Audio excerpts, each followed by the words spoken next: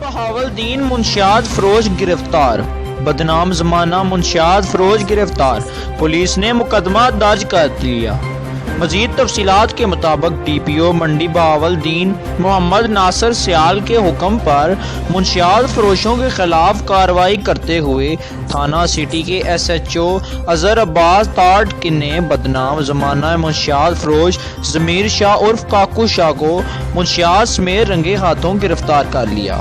تھانہ سٹی محرر اورنگزیب نے بتایا کہ منشیات فروش سے منشیات سیل کی رقم بھی برآمد ہوئی ہے۔ ملزم کو مقدمہ درج کر کے جیل بھجوا دیا گیا۔ Report Mirza Aslam Javed, sub editor, S P news, منڈی بہاولدین۔